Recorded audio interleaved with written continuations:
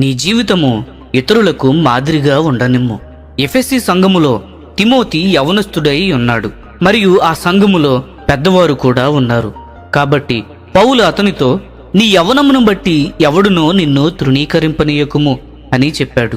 1 Timothy 4:11 గమనించండి. ఒక యవ్వన బోధకుడు సంఘములోని పెద్దల చేత, ముఖ్యముగా ధనవంతులు మరియు పలుకుబడి గల వారి ద్వారా భయపెట్టబడవచ్చును. కానీ నీవు వారికి బెదరక నీ మాటలలోను, ప్రవర్తనలోను, ప్రేమలోను, శ్రమలలో, విశ్వాసము ద్వారాను, నీ జీవితములో పవిత్రత ద్వారాను మరియు ప్రతి విషయంలో వారికి మాదిరిగా ఉండుము. 1 తిమోతి 4:12 గమనించండి. ఇది 1 తిమోతి 4:1-3 విరుద్ధముగా ఉన్నది. అబద్ధ బోధకులు కేవలము బోధిస్తారు, కానీ నిజమైన బోధకులు జీవించి బోధిస్తారు. అబద్ధ బోధకులు కేవలము వేదాంతము చెబుతారు, కానీ నిజమైన బోధకులు వారి జీవితముల ద్వారా బోధిస్తారు. ఆ దినములలో బైబిలు లేదు, కాబట్టి విశ్వాసులు బహిరంగముగా కలిసి చదివేవారు. 1 తిమోతి 4:13 గమనించండి. కాబట్టి బైబిలు ఉన్న వ్యక్తి అందరికీ వినబడేటట్లు బిగ్గరగా చదువుతాడు. ఈనాడు విశ్వాసులు తమ ఇంటి వద్దనే చదవవచ్చును. మంచి జీవితము మరియు వాక్యము తెలిసి ఉండటయేగాక మంచి మాదిరిగా ఉండి వాక్యము చదవాలని పౌలు చెప్పుచున్నాడు. ఇది మంచిది, కానీ ఆత్మవరములను నిర్లక్ష్యము చేయకూడదు. అతడు ఆత్మీయ వరములు పొందినట్లు పౌలు హస్తనిక్షేపణ చేశాడు. ప్రభువును సేవించుటకు మనకు ఆత్మవరములు కూడా అవసరము. మనము మాట్లాడినప్పుడు అవి సూటిగా వినేవారి హృదయములోనికి వెళ్ళి నిష్ఫలముగా మారక దేవునికి అనుకూలమైన దానిని నెరవేర్చును.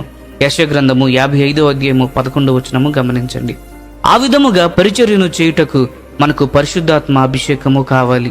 2వ తరగతి చదివిన విద్యార్థి 1వ తరగతి చదివే విద్యార్థికి బోధించగలడు. కాబట్టి నీవు పెద్దవాడువు అయ్యే వరకు వాక్యాన్ని బోధించుటకు వేచి ఉండవద్దు. నీవు రక్షణ పొందినప్పటి నుండి రక్షణ లేని వారికి బోధించవచ్చు. ఎల్లప్పుడూ దేవుని వాక్యము పంచిపెట్టుటకు సిద్ధముగా ఉండి దానిని ఫలభరితముగా చేయుటకు పరిశుద్ధాత్మ శక్తి పొందుటకు ప్రార్థించాలి. తిమోతి 1 పత్రికలో 4:14-15 వీటన్నిటినీ మనస్కరించమని పౌలు తిమోతితో చెప్పుచున్నాడు. ఒక వ్యాపారస్తుడు డబ్బు సంపాదించుట కొరకు నూతన వ్యాపారమును అభివృద్ధి చేసుకొనుటకు ఎంతో కష్టపడతాడు. నీకు క్రైస్తవ జీవితమును గురించి ఆసక్తి ఉన్నట్లయితే నీవు ఎక్కువ సమయాన్ని లేఖనాలను ధ్యానించి ఆత్మవరములు పొందుట కొరకు ప్రార్థించి మరియు సమస్త అపవిత్రత నుండి నిన్ను నీవు పవిత్రపరచుకుంటావు. వీటితో నింపబడమని మరొక తర్జుమాలో చెప్పబడింది. నీలో నింపబడుటకు బదులు నీలో ఇంకబడాలి. అవి నీలో ఇంకిన ఎడల నీ అభివృద్ధి అందరికీ తేటగా కనిపిస్తుంది. ఇంకుట అనగా అర్థమేమిటో నేను ఒక ఉదాహరణ చెబుతాను. ఒక కుటుంబము ఒక టీవీ కార్యక్రమమును ప్రతిరోజు చూసిన ఎడల అది వారిలో ఇంకిపోతుంది. ఆ కుటుంబము ఆ విధముగా చూస్తున్నారని దొంగలు తెలుసుకొని నెమ్మదిగా ఆ ఇంటిలోనికి ప్రవేశించి వారు దొంగిలించగలిగినదంతయో దొంగిలిస్తారు. ఆ టీవీ కార్యక్రమం అయ్యే వరకు ఆ కుటుంబానికి ఆ విషయము తెలియదు. అలాగే ఈ లోకములోని శోధనల చేత మనము ఆకర్షింపబడకుండానట్లు ప్రభు అయిన యేసుక్రీస్తు మరియు ఆయన వాక్యము మనలో ఇంకాలి. మరియు లోకస్తులు వెంబడించే అనేక విషయాల వెంట మనము పరిగెత్తము. క్రీస్తు వాక్యము నీలో ఇంకి నీలో భాగము అయినట్లయితేనే నీవు ఎల్లప్పుడూ అభివృద్ధి చెందుతూనే ఉంటావు. ప్రతి సంవత్సరము కొంచెము మంచి క్రైస్తవుడిగా మారుచు మరియు మరి ఎక్కువ ఫలభరితమైన ప్రభువు యొక్క సేవకుడిగా మారగలవు. 16వ వచనంలో 2 విషయములను గురించి జాగ్రత్త పడమని పౌలు తిమోతికి చెప్పుచున్నాడు. అవి ఏంటంటే అతని యొక్క జీవితము మరియు అతని యొక్క బోధ. ఈ రెండింటిని మనము ఎప్పుడూ గమనిస్తూ ఉండాలి. మన జీవితము మరియు మన బోధ పవిత్రముగా ఉండాలి.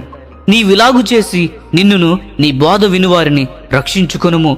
మనము సంపూర్ణ రక్షణ పొందినట్లయితే ఇతరులను కూడా రక్షణలోనికి నడిపించగలము. దాని అర్థమేమిటి? ఒక పాపపు అలవాటు నుండి నీవు రక్షింపబడని ఎడల ఇతరులను దానిలో నుండి ఏ విధముగా రక్షణలోనికి నడిపించగలవు? ప్రియ స్నేహితులారా, నీ అనుభవానికి మించి నీవు బోధించినట్లయితే నీవు వేషధారి అయి ఉంటావు, మరియు దేవుడు కూడా నీ మాటలకు సాక్ష్యముగా ఉండడు. వ్యాపారస్తులు తన వ్యాపారము గురించి ఆసక్తి కలిగి ఉన్నట్లయితే మనము కూడా క్రైస్తవ జీవితము గురించి ఆసక్తి కలిగి ఉండాలి. వారు పూర్ణ హృదయముతో లాభము సంపాదించాలని అనుకుంటారు. అలాగే మనము కూడా దేవుని కొరకు జీవించి ఆయనను సేవించుటకు మనలను మనము ఆయనకు అప్పగించుకోవాలి. ఈ సందేశములు మీకు ఆశీర్వాదకరంగా ఉన్నట్లయితే లైక్ చేయండి, సబ్స్క్రైబ్ చేయండి, అనేకులకు షేర్ చేయండి. మీ విలువైన అభిప్రాయములను కామెంట్ రూపంలో మాతో పంచుకోనండి.